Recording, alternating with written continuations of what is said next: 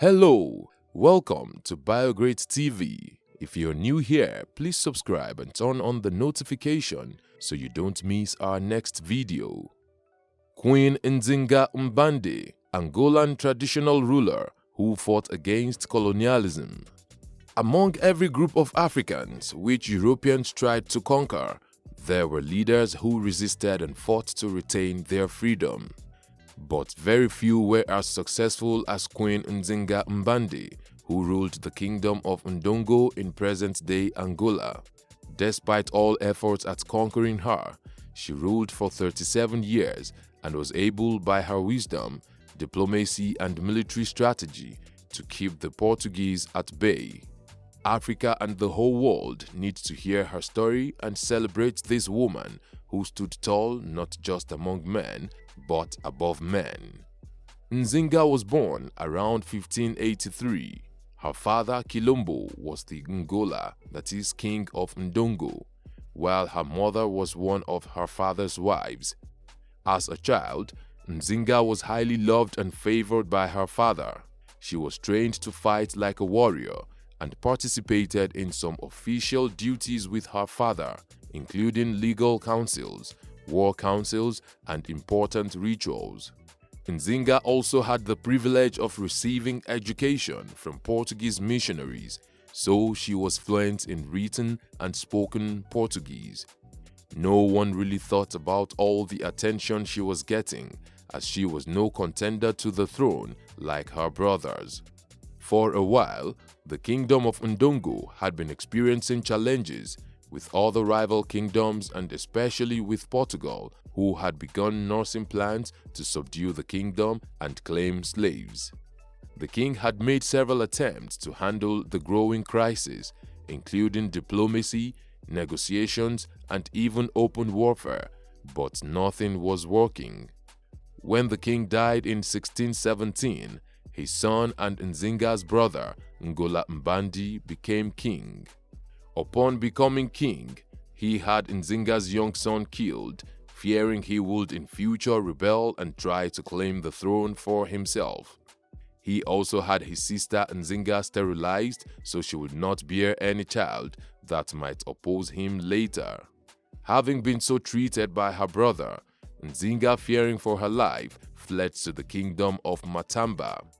When the Portuguese, who had become a serpent tormenting the kingdom of Ndongo, could not be curtailed, King Ngola, going by an African proverb that says it does not matter who kills the snake between a man and a woman, what matters most is the killing of the serpent, requested Nzingha's help to negotiate a treaty with the Portuguese. She agreed to help as she was burdened by grief for the famine and terror that her homeland had been faced with. Nzingha arrived Luanda in 1622 to meet with the Portuguese governor, Dom João Correa de Souza. When she arrived to have an audience with the governor, it was said that seats were provided for all the Portuguese officials, while a mat was spread out for Nzingha to sit on. This was done to show her she was inferior to them. Nzingha, proud and noble as she was, refused to be so diminished. She called on one of her escort soldiers, who bent on his legs and hands so Nzingha could sit on his back. In that way, she dialogued with the governor as an equal. In the meeting, she greatly impressed the Portuguese with her wisdom and diplomacy, and succeeded in negotiating a treaty that included the withdrawal of Portuguese forces from Ndongo and the recognition of Ndongo as a sovereign state. She also ensured that Ndongo would not have to pay tribute, while opening up trade routes to the Portuguese and also accepting to be a Christian. Following the successful negotiations, peace between Ndongo and the Imbangala people, who had been rivals of Ndongo, collapsed. The Imbangala succeeded in forcing King Ngola into exile. The Portuguese, not wanting to proceed with a treaty when the king was in exile, did not honor the treaty and continued to raid parts of Ndongo kingdom. With all these problems, the king died in 1964, allegedly by committing suicide. but he had made known his decision to be succeeded by his sister Nzingha. With the king dead, the Portuguese declared war on Ndongo. Meanwhile, a man named Harry did not agree to a woman ruling. With the help of some Ndongo nobles and the neighboring kingdom of Kasanje, they fought Nzingha, forcing her to flee. Nzingha fled, but somehow managed to kidnap the queen of Matamba Kingdom and took over her army. With her new forces, she marched back to Ndongo and secured her throne as queen. In 1641, Nzingha succeeded in forging an alliance with the Dutch against the Portuguese, who had taken over some parts of her kingdom. In 1644, she led a battle against the Portuguese army and defeated them at Ngoleme.